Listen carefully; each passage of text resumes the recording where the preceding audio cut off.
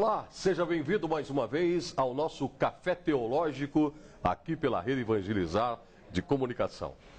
Hoje a teologia vai dialogar com uma ciência muito especial, muito interessante e muito fascinante, que é a parapsicologia. E para nos ajudar a entender um pouco melhor o que seja a parapsicologia, eu tenho aqui ao meu lado nosso querido amigo e também colaborador da Rede Evangelizar, Frei Alvadir Marmentin. Tudo bem, Frei Alvadir? Tudo bem, Sérgio. É um prazer estar aqui. Você sabe que é tão importante sempre usufruir da sua sabedoria e da sua presença, né? E um tema assim tão fascinante como é a parapsicologia, que eu gosto muito e estudo bastante. Verdade. Nelly Kirsten também está aqui conosco, ela também também é formada em parapsicologia, né, Nelly? Seja bem-vinda. Muito obrigada e estou muito feliz de poder estar aqui com o senhor, ter conhecido, né, uma pessoa maravilhosa, né? O Frei Alvadir já havia me falado do senhor, mas hoje eu tive a honra de conhecê-lo pessoalmente. Obrigado, Nelly, por estar conosco. Vamos começar pela questão da ciência, então, né? A parapsicologia é uma ciência? Sem dúvida que hoje a gente pode dizer que a parapsicologia é uma ciência, porque não são só teorias, mas comprovações e dados científicos que funcionam. Para que uma ciência possa existir, ela tem que ter comprovação no dia a dia da vida, né, não só com teoria, mas também na prática.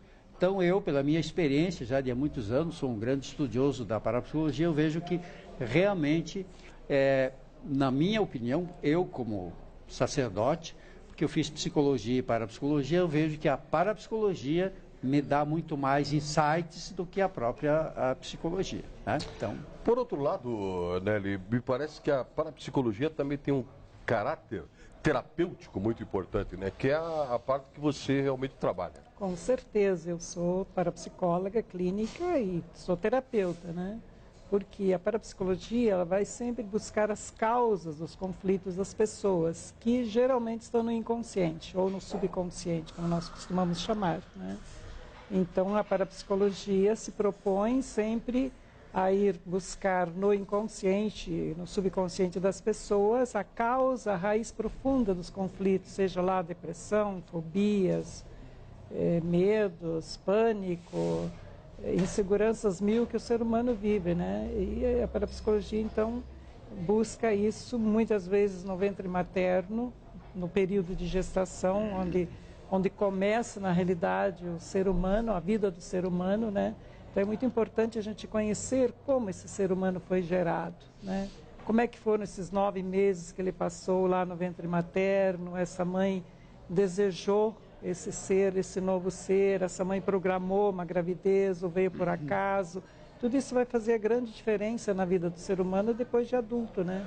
Agora, é interessante, Nelly, o momento da concepção, ele já é marcado, digamos assim, porque quando a gente conversa com um ginecologista, ele vai dizer assim, olha, a gestação é muito importante, é o período mais importante, talvez, da criança, né? O período de gestação.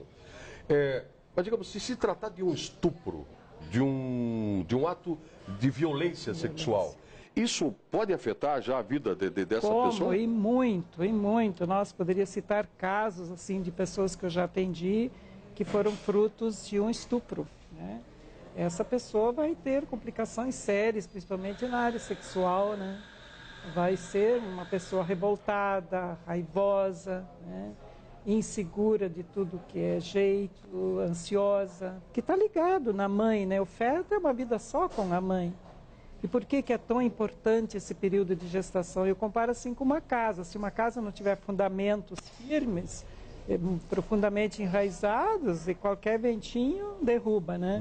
Se esse período de gestação não for bem estrutura bem planejada, se a criança não se sentir aceita, não se sentir amada já no ventre materno, ela vai ter inseguranças pela vida fora, né? Isso vai determinar uma certa dificuldade para ela nascer também?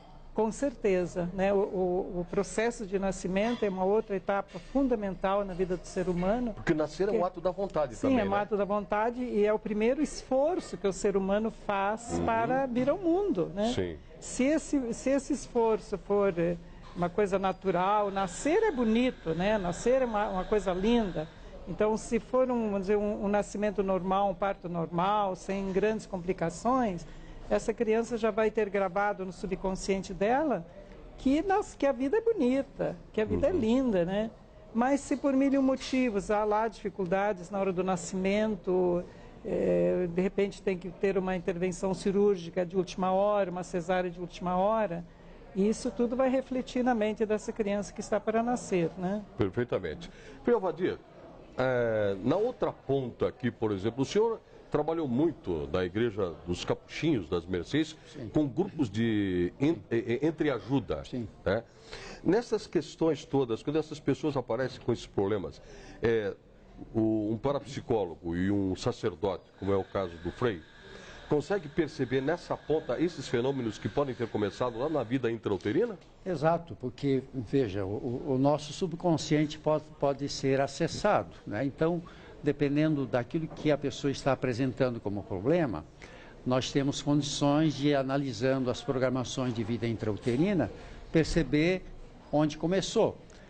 Aí, então, vem todo um processo terapêutico que é fazer com que a gente veja aquele fato traumático não como um grande fantasma, mas ver sob um outro enfoque, sob um outro prisma. Por isso a parapsicologia trabalha com a compreensão. Eu preciso compreender o porquê que eu sou assim. Por que me levou? Até por que eu não quero ir na igreja? Vamos supor que uma mãe tenha ficado grávida antes do casamento. Aí então ela vai na igreja. Sim. De repente houve um sermão do padre criticando, falando mal das mães que engravidam, né, antes do tempo e etc. Aquela criança vai ter uma referência negativa de igreja. Por quê? Para ela, a igreja, a mãe já viveu uma emoção forte e o que grava o trauma é a emoção que a mãe vive. Se a mamãe ficou revoltada com a palavra do padre ou com aquela situação criada, vai ter um problema sério na fé daquela criança. Então aí é onde entra não só a parapsicologia, entra também a espiritualidade, né? Como que não adianta eu dizer, você tem que ir na igreja e tal, eu tenho que analisar profundamente o que houve como causa que desencadeou o processo de eu não querer ir, que está lá na vida intrauterina, que está na gestação. Então eu vejo que essa sincronia entre fé e ciência, Sérgio, é muito importante, porque você tem assim uma maneira de não condenar a pessoa por determinadas coisas, que no fundo não é maldade, são programações a nível subconsciente. E hoje a parapsicologia trabalha muito com essa reprogramação do subconsciente, através da compreensão, aí se usa técnica de relaxamento, a repetição e outros cacifes que a parapsicologia tem para harmonizar esse ser humano que teve uma programação não boa e que foi a partir da gestação. Então os terapeutas, né, têm uma função específica não só de resgatar a alegria de viver, mas também ter um equilíbrio gostoso e bom em relação à fé, que isso foi afetado devido a um trauma. Perfeitamente. Nelly, vou tocar num ponto aqui que é bastante polêmico hoje, mas vou fazer uma provocação. Digamos que um bebê acabou de ser concebido no ventre materno. Está lá, o óvulo e o espermatozoide se encontraram, começou um processo. E de repente, a natureza diz, vai ser uma menina. E o pai e a mãe querem um menino. O que vai acontecer com o inconsciente? De que maneira vai afetar o desenvolvimento sexual deste ser que está sendo gerado? Muito boa pergunta, né? E isso vai afetar muitíssimo a vida dessa criança, principalmente quando há uma torcida, né? Pai e mãe querendo um menino, avô, avós e tios, todo mundo torcendo para vir um menino. A menina está lá no ventre materno, se formando, sabe que ela é menina, sente que ela vai decepcionar quando vai nascer. Não né? vou ser aceita. Não vou ser aceita, né? Então, isto é uma das causas da homossexualidade. Uma das causas. Uma das causas. Uma das causas, Sim. né?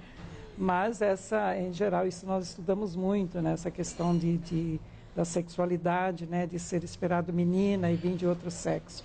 Uma coisa muito que eu percebo na terapia, crianças esperadas de outro sexo já nascem com programações de culpa. Isso é muito, muito profundo. Já nascem com culpa. Sentindo-se culpado porque são motivo de decepção para os pais, né? E culpado na vida real, o que merece? Castigo. Castigo. Né? O subconsciente age automaticamente, mecanicamente, conforme ele é programado já a partir do ventre materno. E aí, pela vida fora, essa pessoa vai atrair 1001 situações de sofrimento automaticamente como forma de se autopunir, sem ela saber e sem ter culpa nenhuma, né? Imagine quantas pessoas sofrem. Sim, e porque às vezes a gente pergunta, poxa, pessoas tão boas e sofrem tanto, atraem tanto sofrimento, é doença, é acidente, é perdas. Aquela moça tão bonita, tão saudável e vive completamente aborrecida, triste, é porque queriam que ela fosse um homem. Isso é uma das culpas, aspecto. uma dos aspectos, porque também pode ser a criança não desejada, não planejada, a mãe fica com raiva, fica triste porque está grávida, a criança já se sente culpada pelo fato de estar ali. Por que eu tenho que nascer? Por que eu tenho que nascer, né? São outras formas de culpa também, né? Não é só sexualidade. Isso aparece muito recorrentemente em consultório? Muito, muito, muito. Quando eu faço a primeira consulta, pego os dados da pessoa, uma pergunta fundamental: você sabe como é que foi tua gestação? Se ela sabe como ela foi gerada, sabe como ela nasceu, como foi o processo de nascimento, olha, 99% já sei onde é que está a causa do problema dela. Se ela sabe, né? Exato. Isso na terapia a gente vai acreditando coisas que quando eu li achava meio, né? Eu acho que não é bem assim, mas depois na prática a gente vê que é matemático. Daqui a pouco a gente vai continuar falando sobre essas abordagens ao inconsciente que a parapsicologia traz.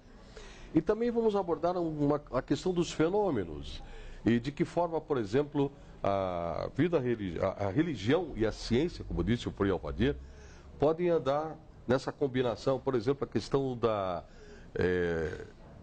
cura, né? As orações de cura, os grupos de oração, né? Até onde a parapsicologia pode estar presente ou até onde a sua ausência pode trazer, de certa forma, alguma frustração.